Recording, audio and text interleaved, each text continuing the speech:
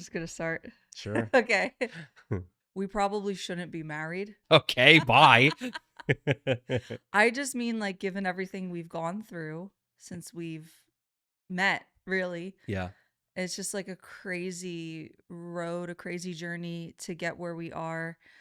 And, I wanted to do like this love and marriage series for February because we're just like a bunch of pagans that celebrate Valentine's Day. They're going to come for me in the comments anyway. So why not just give them something to play with? They're already typing. They're already typing, but Yeah. I just wanted this to hopefully bless people. And I was thinking, as we were kind of like putting together some different ideas, asking people what they wanted to hear us discuss, just our testimony is insane. And I know it's blessed so many people already, and I know it's going to continue doing so. I think the biggest thing is just reflecting on how different our relationship was then Mm-hmm. versus how different it is now. Yeah. And even I was talking to the Lord about this last night. He said, well, what I don't want you to do is make it seem like everything's perfect now just because. Mm. So I thought, I don't know, that was totally from him Right. because I was going to do the whole contrast of like, look at how bad we were, look at how great we are. And he's like, well, you are great, but don't, Yeah, right. you know what I mean? Yeah, yeah. So, I mean, there's a lot of stuff, that is always like you got to work through it and all that stuff, but yeah, we're not only being sanctified as individuals, we're being sanctified as husband and wife. covenant, one flesh. Yeah. And the difference is obviously the Spirit of God that lives within us, Mm. and also like the tools that we have Right. because we've been equipped with the Bible, which is like, what is the iteration? It's like basic instructions before leaving Earth, the Mm. Bible. That's You good. like that? Yeah, that's good. I like that. So it totally pertains to our marriage too. So when I say like we shouldn't be married, I obviously mean because of like the road it took for us to get here. Right. Some people heard your testimony, some people didn't. Do you just want to bring everything up to speed? So we met in high school. Right.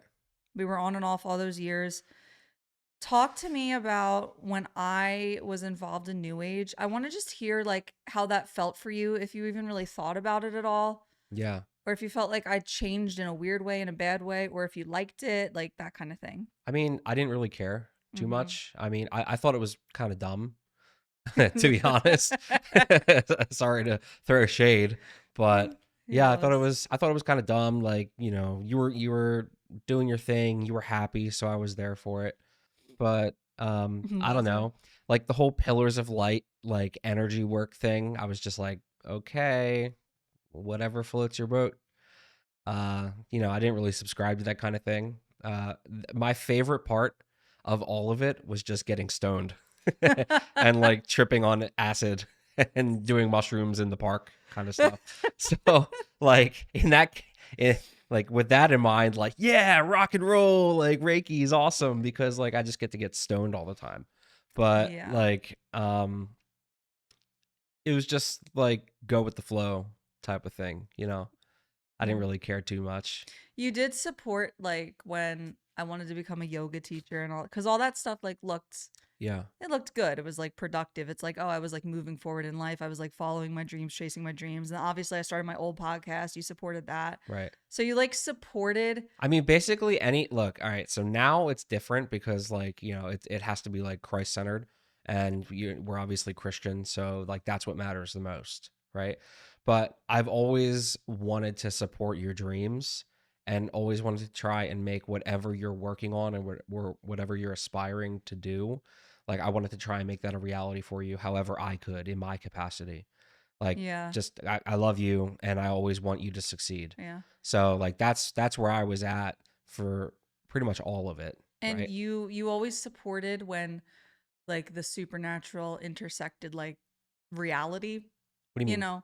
like, well, me being a yoga teacher and having a podcast, like those Oh, things were like tangible, like real life things to be doing, not yeah. just like floating around in the stratosphere. Right, right. You know what I I mean? mean, I didn't think yoga was like a spiritual thing. I Yeah. thought I really genuinely just thought it was like a practice of just stretching and Mm-hmm. being fit, like just as much as running on the treadmill or something Mm-hmm. is. That's what I thought yoga was, just like a different Yeah, variation because of. you remember when I first told you, like when we were on our road trip when we got engaged, actually, when we were on our road trip, and when we were on that balcony in North Carolina, and I'm like crying, and I'm like, yoga's demonic, I can't. And you're Yeah. like, okay, you're like, I kind of.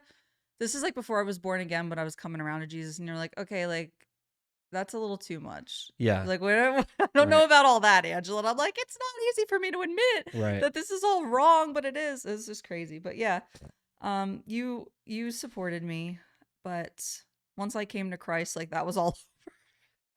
Yeah. Well, I mean, you've gone too far now Well, that you're okay, saved. wait, let me backtrack actually, because it's interesting. I'm obviously writing my book, which some of you know, some of you don't, but I'm writing my book right now. So I'm in like this part where I'm reflecting on when I wasn't all that, and I remember how I felt Right. about you during that time, like, and I would always tell my circle, like, he's not evolving enough, he's not spiritual enough, Mm.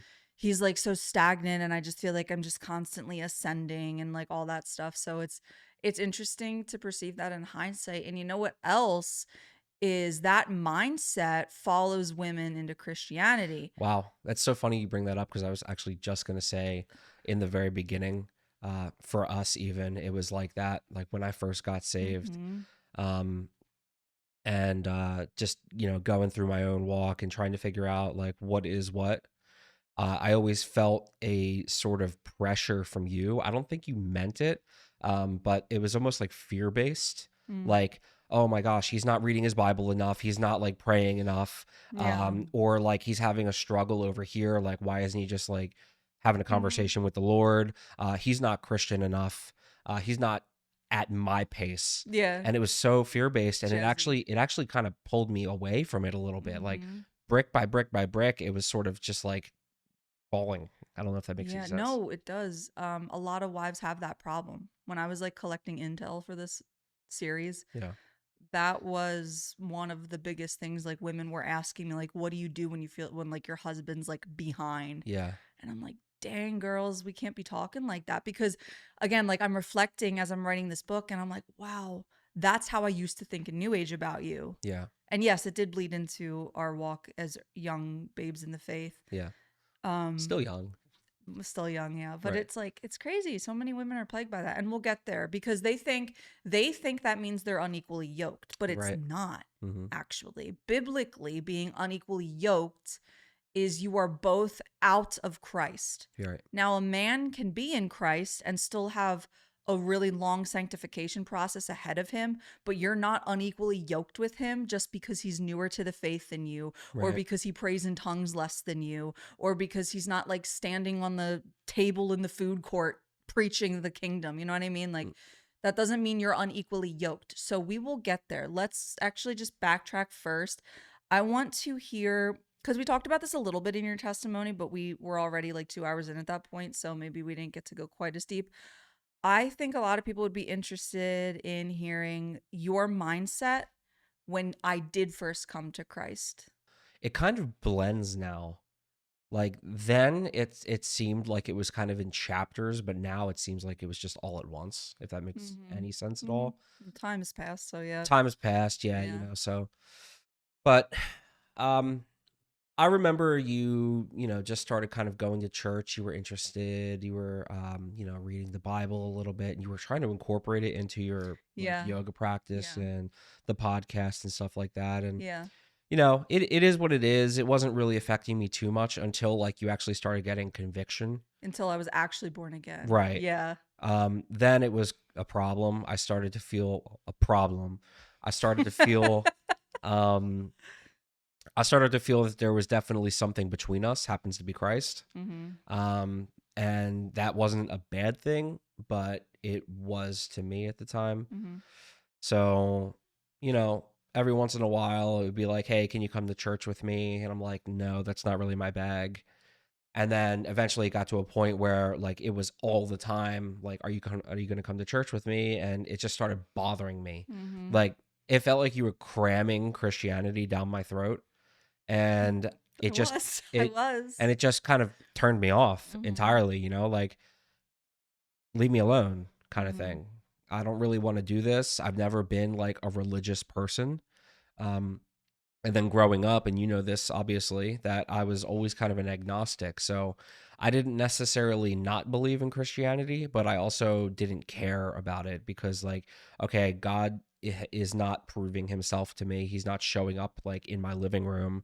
So, Mhm. like, I don't know if it's not real, and I'm not going to say it isn't because, like, you know, I'm more of a like, prove it, otherwise I'm skeptic. You were you were incredibly apathetic. That's the best word I can use to describe it in hindsight. You were apathetic about the new age stuff, and you were apathetic about Jesus too. Now, obviously you were more resistant and angry about that. Yeah. But that's because it actually meant something. Like, you know, Right. I realized your eternity was at stake, so yeah, I was pushing it more than I ever did with like, hey, do a tarot reading, you know what I Mm-hmm. mean? But you were apathetic, and I have said a lot of the time to women that ask me about like my husband's not saved or whatever, like he has a lot of church hurt.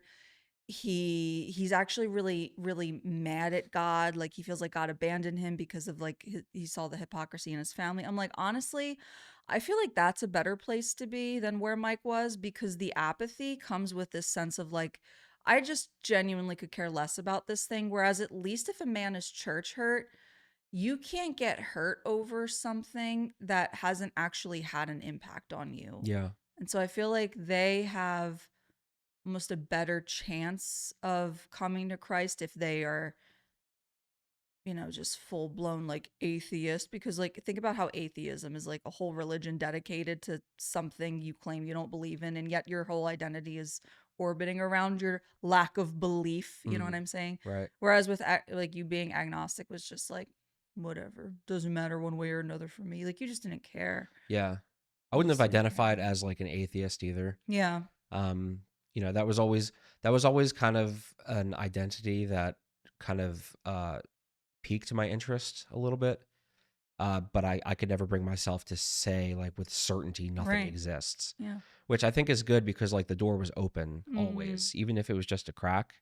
I was like, okay, well, you know, it could. I'm Mm-hmm. not gonna be an, you know, I don't want to say like people who are atheists are idiots or anything like that because I don't think you're an idiot. I just think you're lost, and maybe there's an answer that still needs to be discovered. So I think having an open mind is a big part of that. Um, I think saying like with 100% certainty that there is no God, specifically Jesus Christ, uh, that's kind of ignorant, and probably a little immature. But you know, to each their own. I'm not here to force any beliefs on anybody or anything like that. But all I know is I can stand pretty strong in what I believe now, and that's obviously that Jesus Christ is very much real, very much alive, and you know, transformed my life entirely, and transforms lives all over the world. And sometimes, like even in the most desperate moments for most people, like that's when they find him. And it sucks that that kind of like has to be the case in many cases. Like you're at the end of the rope and you don't know who else to call out for, and you call out for Jesus and he shows up. But that's his love, you know. That's just what he does. Like, you know, we just need to open the door and accept him and let him in. You would never call out to Buddha. I would it's like, come on, No one would. No one calls out in their most like trying moments to Muhammad or right? to Buddha or to Mm-hmm. like. Remember that video I showed you of like the guys in the tornado when they're like Yeah. in the car? They're like, Jesus, help! Like, Right, right. that's because Isn't that interesting though? it's You know, always. a lot of people like in their most desperate moments when they're like freaking out or something really terrible has happened, will 9 times out of 10 scream, "Oh my God," Yeah. right? But like, here's the thing: I don't think that's just an expression that people say. I genuinely think that's a call from the deep, and they don't Mm. even realize it. It's like a subconscious like call for help Yeah. He's from. also the only name you blaspheme. Like if Right. you're angry. Yeah, that's true. Jesus. Like you Yeah. don't ever just like call Right. anything. It's Confucius. because there's power in the name. Yeah, exactly. So That's like a whole other tangent we're going on. Where were we? What were we even talking about, man? I don't know. I don't know. Me coming to Yeah. Christ. Oh, well, just really, really just, you know, how I experienced you coming to Christ and like what it was like dealing with, you know, New Age Angela and stuff Yeah. like that. So And you got increasingly hostile. Yeah, you got, yeah, that's a good word I for it. got more Your and more apathy hostile. like transformed into just straight up vitriol, like you were. Yeah. Well, it was, I think the apathy also, like, just feeling like I should be accepting everything that you're doing, even though you're my partner. And despite the fact that I didn't agree with it, actually stemmed from a lot of what the world pushes on people. Like, accept everybody no matter what, Wow. right? So, like, that was kind of like bled into my personality. And I didn't have a way Wow, of that's really interesting. telling you, like, I don't feel like that's comfortable. I didn't know how to tell you like that doesn't make me feel comfortable other than just lashing out and being a Mm, nasty person mm. eventually, you know what I mean? Um so, the world is trying to like force one way on a lot of people, which happens to be like a culture of acceptance. Just live and let live. Yeah, live and let live. Affirmation, love type stuff. Like, there can't be any conflict, which is ridiculous because the world actually pushes so much conflict in the middle of that. It's like a contradiction. Hmm. You know what I mean? Like, you must love everybody, and then over here they're actually saying like you can't love everybody. The more you and I have like drawn closer to Jesus, like the less of all this other stuff is consuming or even feels right. You know what Right. I mean? Like it's just Jesus. And that's even And true for the way we love each other. right. You Yeah. know, it's just he really just I don't want to say he fixes everything, but he makes it possible to fix everything. I would say he fixes everything. I would say he fixes everything. And like even if there's like obstacle and there's struggle, it doesn't matter because everything feels fixed. That's true. You know what I mean? And I just even meant that even I just even meant that my way that I he's interested in like he's not a genie, that's what I meant. Like he doesn't oh just yeah. snap his fingers. Like he's interested in our participation like through Right. our will to align with his. That's all Right. I meant. Yeah, yeah. It Yeah. makes sense. Um That's how I feel, yeah. you know. It's pretty cool. And if like, And he did that going for us. going back to politics for just 1 second here, if the left if the left and the right would just like, call out Jesus Christ's name and stop saying God and say Jesus Oh Christ, yeah, well they everything can't would because change. the both parties are a part of the Antichrist system anyway. Yeah. This is not a marriage series anymore. Well, it is a marriage series because we're married and we're talking. Anyways, um Valentine's Day. don't Love. even say that word. It's what day? Oh my gosh. Yeah, I am so grateful for your growth. I'm so grateful for my growth. I'm so grateful for Jesus. Praise the Lord. Yeah. Cuz like I can't even imagine and everything you just said the last like 3 minutes, I can't even imagine you saying that like 2 years ago. It's Right. just he's changed so much. I remember feeling like I just did not know what to do before we both were saved. Like I Like as a just as a partner.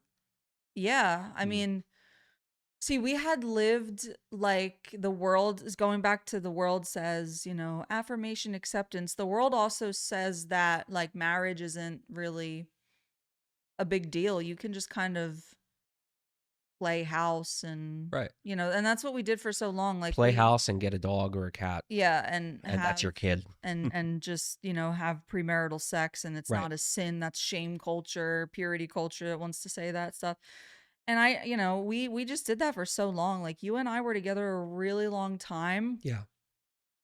Marriage never even I don't know, it didn't come up. And honestly, it wouldn't have been appropriate for either of us because we were in such bad places. I Yeah. was like a mess with when it came to like the double-mindedness and like the temptations of like all these other men and all this crap and then you were Do you think we would have been divorced if we had gotten I married don't sooner? know if I think we were both too lazy for that. I don't know. I think we were in a place where like we almost held the relationship at such a high standard that we knew that if one of us needed to get the upper hand in an argument, we would use the relationship as ammunition. That's true. Like, oh, okay, well, XYZ, whatever, blah, blah, blah. Like, let's just get a divorce. How about that?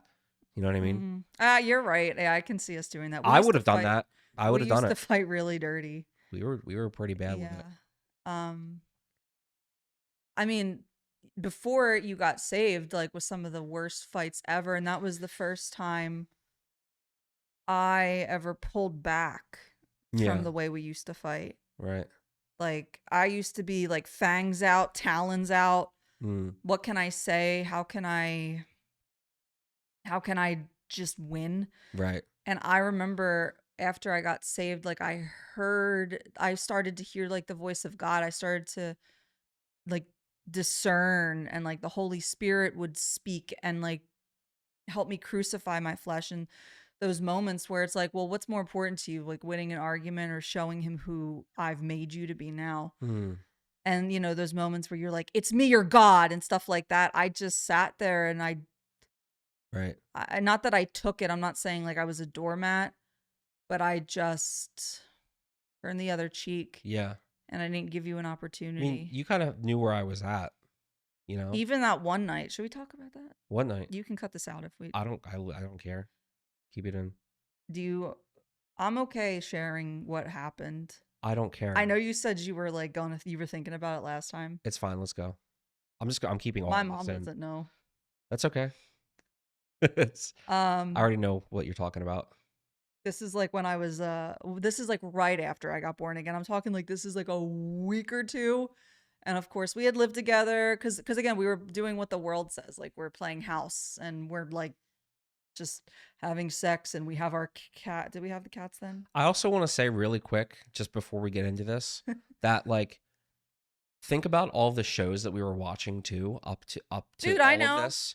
Like, we're talking How I Met Your Mother, we're talking Friends, we're talking all of these shows that basically show a friend group just all having sex with each other constantly. Yeah. Marriage is never an And option. also, well, Marshall and Lily. But okay, so I that's actually a good point because Marshall and Lily. How I Met Your Mother was like our show. That was like our favorite show. Yeah.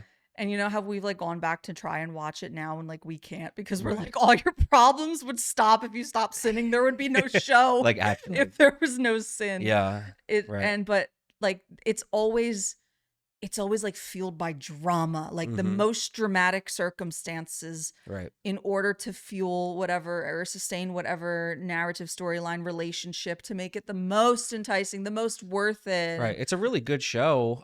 Like if you don't that know vices. that demonstrates what the world is like Mm-hmm. without Christ. Yeah. So if you want to watch a good show that has Christ nowhere, then check it out. If you're not saved yet, it's a great show. That's so funny. But you're right, because that was like a part of our programming too. And I mean, I don't think that's why you did what you did. Like, I'm not I'm not blaming like the writers of How I Met Your Mother, but yeah, there was one night when we got in a really big fight. I don't even remember why, but it was something to do with the Jesus thing. And it's no coincidence we were in my demon room. Right. We were in the crystal room, the yoga room, the tarot Yeah. room, the journal room, the channel The room, Moon and Back the studio. moon and back studio room. Like we Yeah. were in that room where like all the demons were. You want to tell them? I mean, it I got drunk. I'm pretty sure I Yes. came home drunk. Yeah. Actually, I had downed like a whole bottle of Fireball whiskey. Ew. Yeah, which is disgusting just to even think about now. But downed a whole bottle of Fireball whiskey, and my alcoholism actually increased the most when you started Yeah, talking yeah, about obviously. God, and Mm-hmm. when you were a Christian, because I just didn't even know what to do anymore. Like whatever, Uh-huh. drown my sorrows in whiskey, and Mm-hmm. the Fireball logo was literally like a devil. It's literally So Satan. down that and came home, and I forget exactly what sort of fueled the actual argument when we got into it. Yeah, me too. Probably the fact that I was drinking. Maybe you smelled whiskey on my breath. Or it might have even been something along the lines of just like I wanted to go and game or something. I wanted to just like be alone. I didn't want to deal with you. You wanted to probably have a conversation about just your day, something harmless. And I just wanted nothing to do with you because it got to a point where every time we talked, it was always like centered around Christ in some way.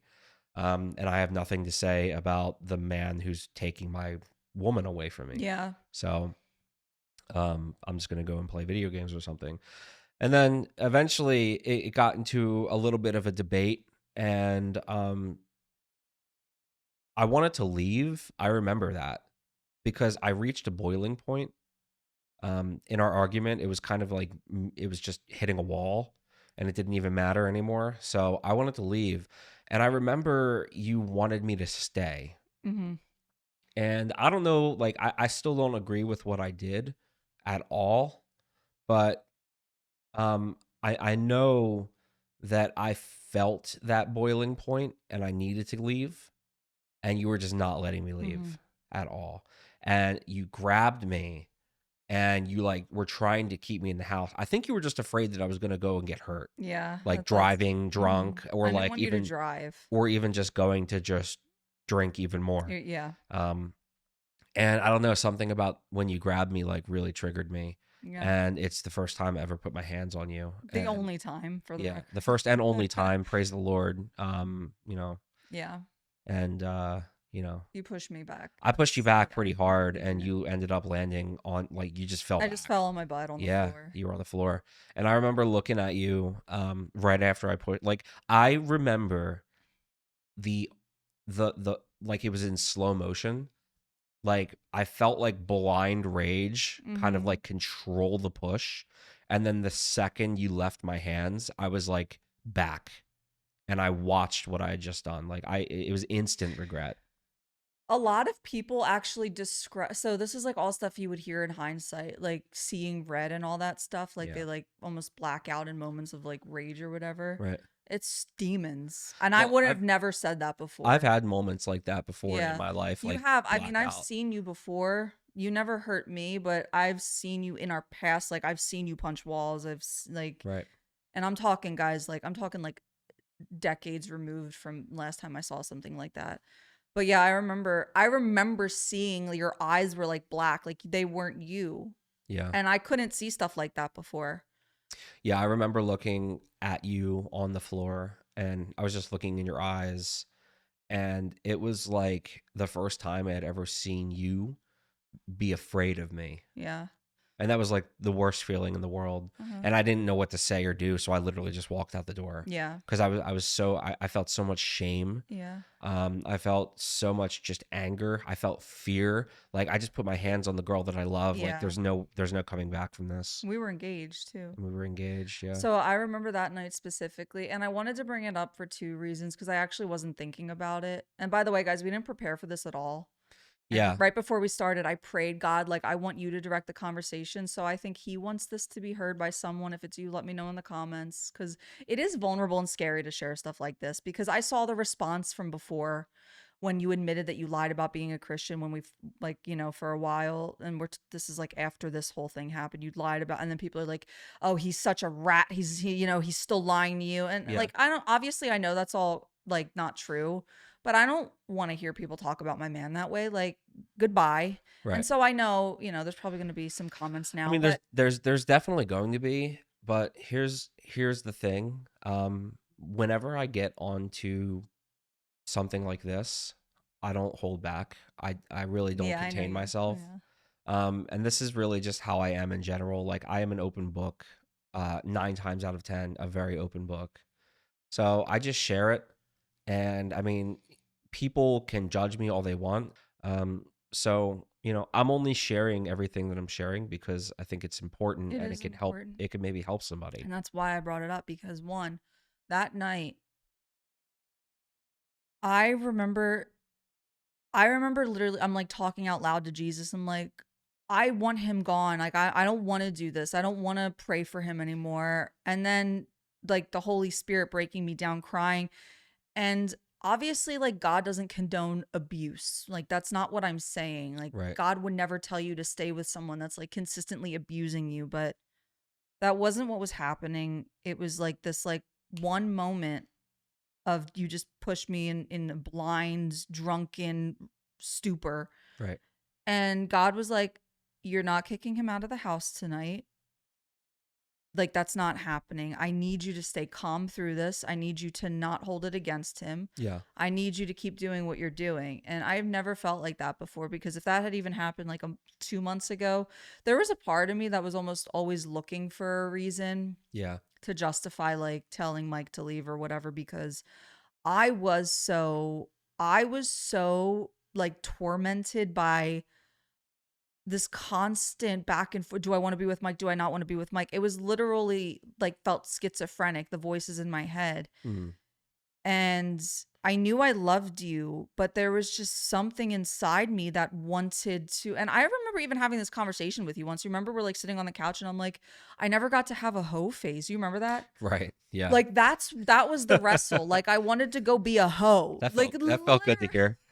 literally, but that so there was a Go get part him, of me, honey. there was You a go be a hoe. stop.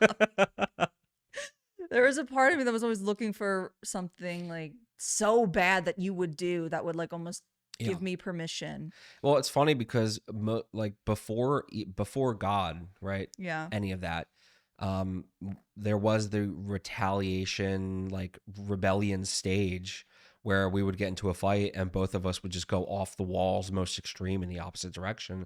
But it was always to get back at each other in some Mm-hmm. way. Like I'll never forget the one Halloween when we got into a massive argument. We stopped seeing each other, and I'm posting online that I'm going to a party, and Yeah. Oh I know yeah. for a fact that like, oh, he's going to a party, he's probably going to see girls and have fun. Like, how is he having all this fun when we're literally like not together and we're arguing and all of that? And then later on that day, I see like probably the skimpiest picture I've ever posted I've online. ever seen of Yeah. you, and I'm like, oh I'm like, I'm no. going out too. I'm like, That was a okay, bad great. night. I drove very drunk that night. Yeah.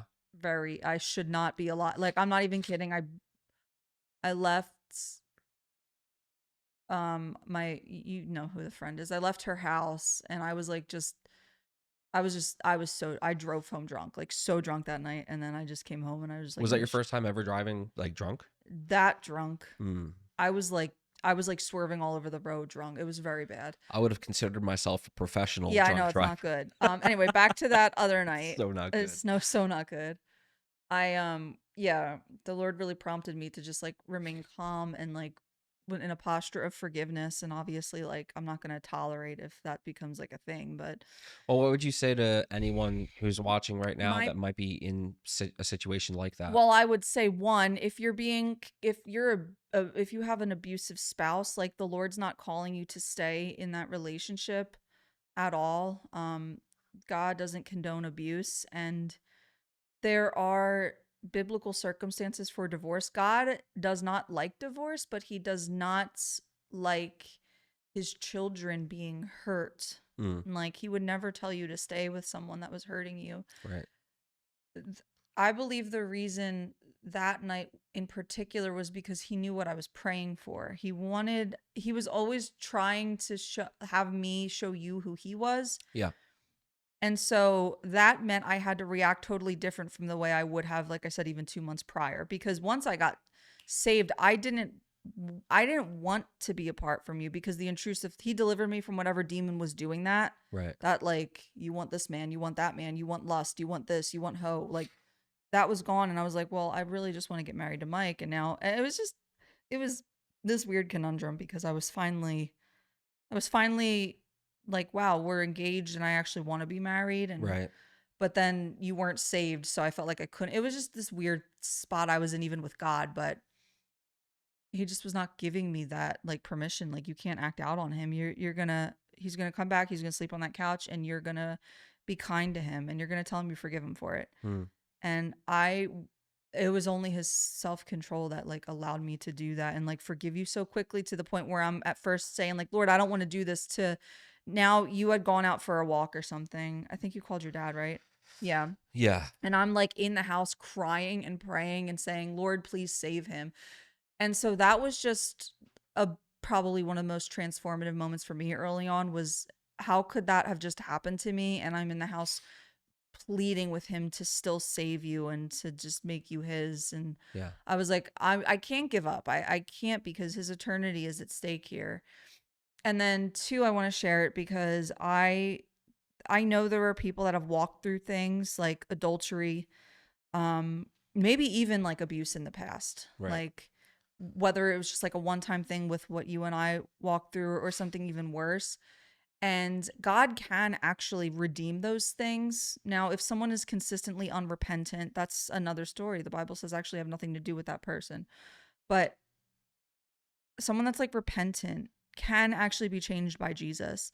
And there is forgiveness available, and you can move forward from that in unity, in covenant. And that's the case for us, like across the board, not just like the night you pushed me, but from the borderline infidelity moments with me, from the drunkenness with you, from Right. like just all the things that we had walked through before Jesus, and even in early into our like very, very early days with Christ, like you lying, me being all Jezebel all the time. Like there's so many things that because of him, we have been able to truly overcome through forgiveness and like love. Mm. And I don't know, I do think maybe someone needs to hear that if your husband or your wife is truly repentant, is truly seeking after Jesus, there is hope, and there's so much more than just hope. There's promise, and because he is a God of restoration and he has just restored us so much. And it's not to say we're perfect because we're not. Right. We are being sanctified like we said at the beginning, but Yeah, but there's definitely a shift. Like you can see the shift in the way that we both approach things now, like in our marriage. yeah. Like for me, before I wouldn't have even said sorry. I would have just kind of waited for whatever happened to dissipate. But now I'm usually like immediately coming up to you and having a conversation if we get into like a little bit of a tiff or something like that. Like the other day, for instance, I'm working on a really kind of hard project. It's very taxing. Mhm. And I've been editing for hours and hours and hours, and you've been like nothing but phenomenal and just so like just man, rah, rah, rah. You're like my cheerleader. You've been like really pushing me and like getting me to just kind of get out of my head about it because I was very in my head. And you know, it was just like a week straight that I was really affected by it in a pretty weird way. And few days ago, I just kind of like I didn't really snap, but I got really nasty. Yeah, Like it's I moody. I started projecting a little bit, Yeah. you know? And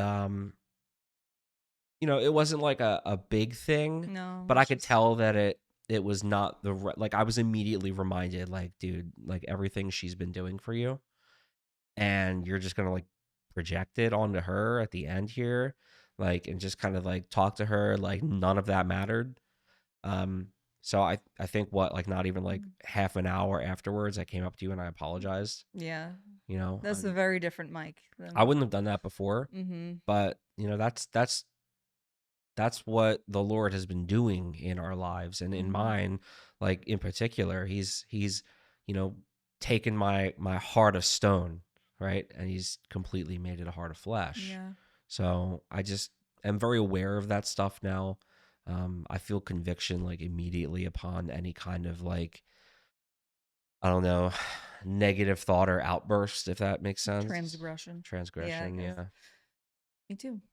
And it is very different. And I know we want to talk later on in this series kind of about like forgiveness as a modality of defeating the enemy in marriage. I wanted to come back to because I feel like we've been everywhere, and it's going to be hard to stay like on track for this because it's just conversational. yeah, But I did want to come back around to like the unequally yoked thing because that is where we're coming from. And I don't know, it was that whole season, like the push and the anger and the choose me or God, all the vitriol, the drinking, the porn, like there was just so many things that in hindsight I should have like walked away. Now God wanted me to be forgiving with you. He wanted me to be loving. He wanted me to be patient Right. and self-controlled, and he was giving me signs like along the way that he had a plan for you, which I never knew what to do with because it just felt like, well, when? But I'm like, well, we shouldn't be married. I mean, there was every reason in the world why, especially after I came to Christ and you didn't, why that should not have happened. Mm-hmm. But then I'm praying, God, if you're going to save him, set us up in Tennessee. You come home the next day, you have a management position offered to you that you didn't ask for or try for in Tennessee, in the city we wanted to live. It was Right. like stuff like that just kept happening. And I was like, well, okay. And obviously I'm a babe in the faith. I was like not even 6 months in, and I didn't know, like, I didn't have anyone to talk to. I didn't have any leadership. I didn't have any church community. All I had was my Bible and the Holy Spirit Right. prompting me, and a little bit of my own past trauma prompting me too in some ways. But I wanted so badly for it to work, but I wanted more for you to know him. And I think what's really important here to say, because I know a lot of women are in that same situation, even like I'm with someone that doesn't know Jesus, but I want to be with him. I will say that it was when I was willing to actually put it down that God started to say, like, okay, well, I'll save him now. Yeah. Like when I really surrendered it to God and said, you can have him. He's yours, because realizing that he loved you more than me was huge. That he didn't need me to save you. Like if he was going to do it, he was going to do it whether or not we were together. Right. And I just needed to leave it in his hands and trust his plan for not only me but you. And it was really in that surrender when he did a work. Like when he knew I was willing to lay you on the altar, Yeah. and I wasn't just like holding on so tight. So Mm. I think women do need to hear that you actually need to be in a place where you're willing to give them to God. So like fighting for your marriage is actually surrendering the fight. That's good. Well, I'm not even saying marriage. I'm saying, because marriage is different. We weren't married. You're I just mean, talking. just like being straight up, like I'm with someone. We're not married. We are unequally yoked. There's so many different circumstances, but that's where we were in particular. Right. God doesn't want you to marry them in that state. And it's when I realized that, like, that God did not want me to marry you if we remained unequally yoked. Mm-hmm. But at the same time, I knew he was calling me to be patient with you, Yeah. although I wasn't allowed to compromise. It was just this weird, I don't know, it Mm. was just this weird thing, and then of course you did lie, and I couldn't have known that. You did lie at first that I found Jesus. I had this moment, and I'm like, yay, everything's happening. And Yeah. you did end up getting actually saved. Mm-hmm. You saw me get deliverance, and you can all go back and listen to his full testimony if you want to hear that whole story. We won't get into the meat and potatoes of that today, but I didn't know, I didn't know you were lying. So I was thinking last night how much grace there was just in all of it, Mm-hmm. like beginning to even still to this day, so much grace, so much grace that neither of us deserved. Um, he never held it against me, and he never held it against you, even like the lying and whatever. The, living together when even after I got saved, living together.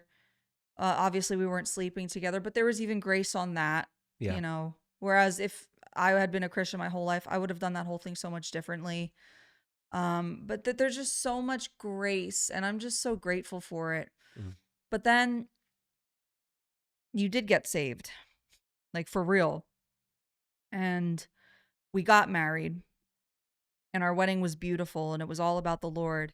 And you wanted God present, you wanted him there, and you made it known to everyone in the audience that the only reason we were standing before them that day was because of God. And then we conceived Selah that night. And just like all these things that I know God would have used both of us one way or another, but I'm just so glad that he did have that grace for us to get here, Mm-hmm. even though we really shouldn't be. Right. You know what I mean? Yeah. And then And then the next battle began once we were married, which was me wrestling with this.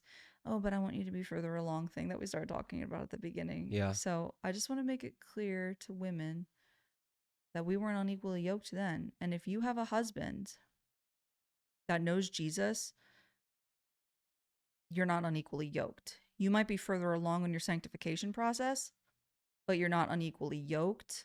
So you need to stop acting like that, and you need to stop treating him like he's an unbeliever, and Mm. like he's actually a brother. Like, it sounds weird, but like, you're a brother in Christ as well as my covenant Yeah. spouse. So it's like, if I had been able to zoom out from my own flesh in that moment and be like, I need to treat him as someone who's like honestly been born again like 2 months ago, which you were, um I would have had a lot more patience. The same patience that I was able to demonstrate with you when you weren't saved and when you were a nasty person. Right. It's like I needed to have that same patience when you were saved Mm. and when you were trying to figure everything out. And I feel like I didn't a lot of the time. But I mean, I'm sorry. I haven't stopped talking for like 5 minutes straight. It's good. Well, For me personally, when I first got saved, it's like learning to walk, yeah. like you're born again. Like, it's like when you're born, you can't do anything, Mm-hmm. right? And then before you know it, you're maybe learning how to roll over, and then you start to crawl, and then you start to walk, and then you can run.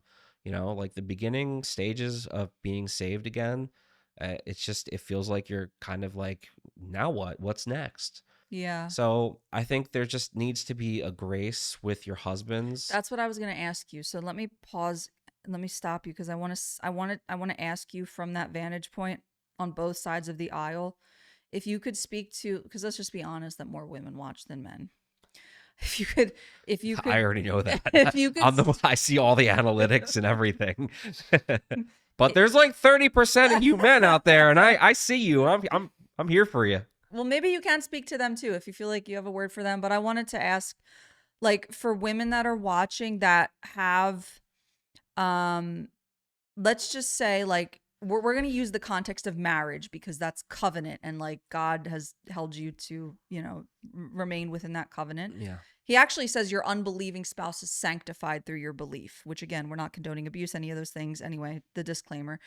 If you could speak to a wife with a husband who is not saved, so they are actually unequally yoked within the covenant, how can, just remembering how it was for you before we were married when you didn't know Christ, like, and how you felt about my transformation, because a lot of these women got saved during their marriage and they feel the way you did, that like, this isn't the woman I married.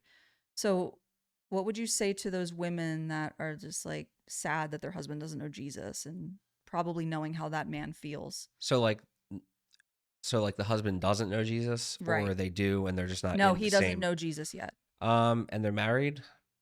Honestly, it I know we all say like it's not the same person because the old them is dead and gone, and it's a born again person now, new life, all that stuff. But it is the same woman you married. She's just saved now, right? Like, you love her, you care about her, but now she's where she belongs, Mm-hmm. right? And she wants you there with her. So, I mean, for me, um, one of the biggest parts of when I had my first ever encounter with Christ and was saved that night, for me, was the question I was asked, like, if you love her, can you be unequally yoked with her? Because you will be almost, in a sense, imprisoning her in a lie. It's false. It's not true. The marriage is just it's a lie. That was my first realization, is that no, I love her. And even though we're on two different paths here, I love her so much that didn't go away. So my first step towards actually being saved was understanding that even though we do have kind of like two different beliefs right now going on, like that woman is still the woman I love. Mm. And I needed to get through that part first. Like get over myself and know that my woman is who I love. Because I love her, I don't think she's crazy. She probably knows a thing or two. So maybe I should have an open mind here and I don't know, like open myself up to this Jesus. Maybe it's real. And that's also the first moment when I let in, like, okay, fine, Lord, I'm surrendering myself. Like, I'm believing that you're real. What now? And then he was like, hello, Yeah. here I am, Mike. That's all I wanted. Mm-hmm. Right. But, you know, it,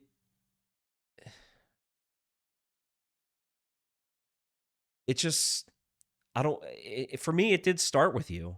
Like, You know what's interesting is that for me, it started with you too. yeah, Because the first time I called out to Jesus, I wanted to die. I wanted to literally unalive myself. I couldn't understand why, and people have heard my testimony. I couldn't understand why I had done 10 years of new age stuff and still felt like a 17-year-old that just wanted to like slash my body and right. whatever. Like I couldn't understand it. But I was also tormented Mm, like mentally, not only by like the death spirit, but like the spirit that was like break up with Mike, don't break up with Mike, break up with Mike, don't break up with Mike, like go be with this guy, go do this, go do that, go be a hoe. Like yeah. that voice was so low. It was such a nag. It was like a ping pong, like, and I literally called out. I'm like, I can't deal with this voice. Like I need it gone. Like Jesus, like I don't want to feel like this. I don't want to feel like this about Mike. I don't want to feel like this about my life. Like save me. Yeah.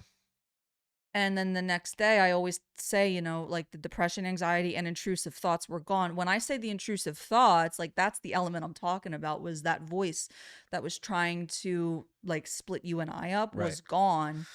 And so it's just interesting how, like, in a way, me, my desperation and wanting to be a good woman and love you Right. and be with you, like, inadvertently, like, open the back door to lead me to Christ, Yeah. you wanting to be a good man Well, I mean, and look, love me. all the stuff that you were talking about before about, the patience and the wanting to lash out but pulling yourself back. Like this is all through the word of God, Mm, right? You were convicted by a lot of these things. You felt that like the best way to love me was to, well, yes, surrender me yeah, ultimately, but you stopped pushing, right? And you started interceding. And then ultimately, in the end, what brought me to Christ was all of that intercession and me seeing everything that you had yeah, done over the years. yeah. That's what the women need to hear. Like That that's part. that's the moment right there Mm-hmm. where I was asked that question, like, you love her, right? And I just realized, like, yeah, I do love her. Like, she's not crazy, right? And the way that she's been over the, like, I felt that immediately. Like all of the things that you had been through, like recently up to that point, like none of it was bad. You didn't hurt anybody. You only loved people, right? Your all of your terrible habits, they were gone, right? Like you hadn't done a single thing wrong. The only person that was doing something wrong was me. And in that moment I was like, yeah, I do love her, and I don't think she's nuts, and she's probably right. And I mean, she loves me so much and I fell in love with her for a reason. So I opened my heart, and Jesus, he answered. Yeah. He answered the call that I didn't realize I was asking for. Mm. You know, so I would just say, man, just realize what you've got. Uh, you know, it's easy to it's easy to pick somebody apart and choose the bad things. It's harder in those moments to realize all of the incredible things that have happened, because that always outweighs the couple bad things here and there. At least that's how I look at it. Yeah. And it's okay to credit, because I know you felt like this weird jealousy toward God, right? And this other man, like, it's okay to credit your wife's transformation. hmm Like, it's okay to give Jesus the credit for that because it's actually made her love you more. Yeah. Like, Yeah. he's not out here trying to steal your girl. He's trying to like root your woman Right. to being the wife. Well, I'm the man. You know what I mean? Yeah. So like I'm in Yeah. charge, Mm-hmm. and like, it's my rule. And like Mm-hmm. I want to be like the head of the household. And then you hear like actually Jesus is the head of the Mm. household. And you're like, dude, what? Like why you stepping on My turf. you know what I mean? Yeah. Like, and that kind of like that kind of like hurts a It's guy, an you know? ego It's poke, like yeah. what are you doing? But that's like a huge thing you got to get It goes over back to as the a guy. surrender you're You know what I talking about. mean? Yeah. Yeah, like you got to get over it. Um and it's hard to get over. I'm not going to lie. Like I'm over it completely. So I'm on the other side, and I feel great, and our Yeah. relationship is the best that it's ever been. Yeah. We Yeah. have a We got a daughter and we second one have a cooking. son coming on the way right now. Oh, Like I can't imagine my life any other I way know. now, and a lot of it was all because I just swallowed my ego. I swallowed my pride. I surrendered it Oh, you all. died to yourself? And That's what the Bible says? That's crazy. Jesus gave me new life, Mm. like new identity. And all of those things that I thought were so important are like not important anymore. You know what I mean? And like, look, so I know there are some guys that play video games, right? Like, and I know that that's not like a fun thing for a lot of women, wives, girlfriends. Like, video games they're not productive, Hmm. right? And that's just the bottom line. Video games aren't productive. I know some people make careers out of playing video games, and that's awesome. But are you making a career out of a video game? That's a Probably not. good question to ask. But I'm also not saying give up video games altogether. And I use video games as an example because me, I'm a gamer per se, and I enjoy playing video games every once in a while. But before it was like video games or nothing. Yeah. You know what I mean? And I would actually use video games as a good vehicle towards alcohol. Hmm. Like I wanted to get drunk and play with my friends. Um, no better way to get hammered than to just sit on your butt and play video games the whole time. Um, I'm not saying like you have to give up video games or anything like that. And again, this is just one example of like the things that you might have done before that like you might be afraid of giving up now. Hmm. Um, but like you don't have to give it up.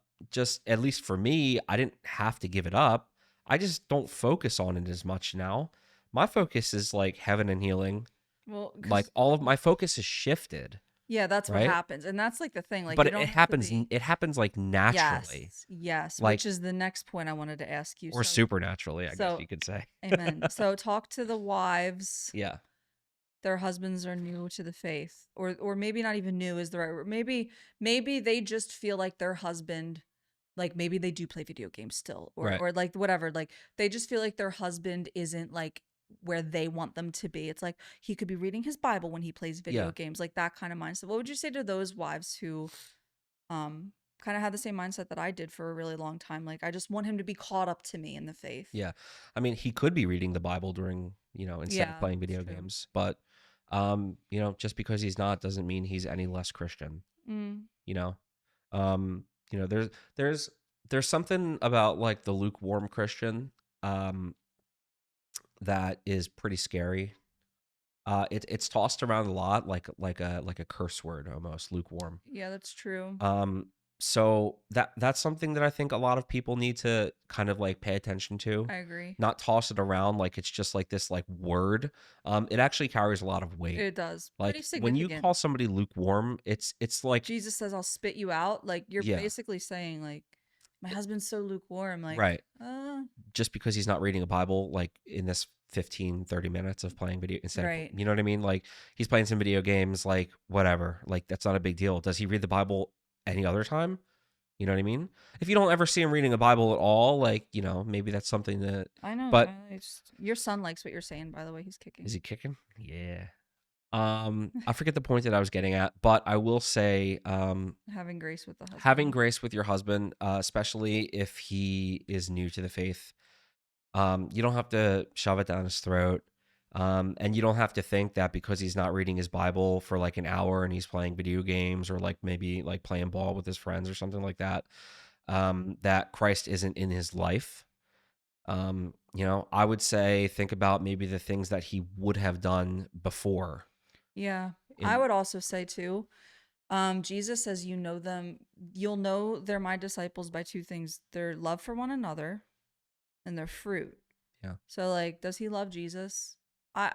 In your early days, I knew you loved Jesus because only a love like that could change you yeah, to the humility, like to the depth of humility it took for you to even admit he was there. mm, That could only be because you fell in love with him. I knew you loved him. yeah, And then the fruit of the Holy Spirit is not, does he pray in tongues 3 hours a day? Like, that's not like the fruit of the Spirit is not, does he, like, cast out demons out of like the cashier at Publix? Like, it's just, it's not, those are good things. Those are demonstrations of the kingdom. mm, And I'm not saying we shouldn't like pray for our husbands to be like bold and demonstrative in their faith, but like fruit, like, is he gentle? Is he kind? Is yeah, he patient? You are the most kind, compassionate, self-sacrificial man like that I know.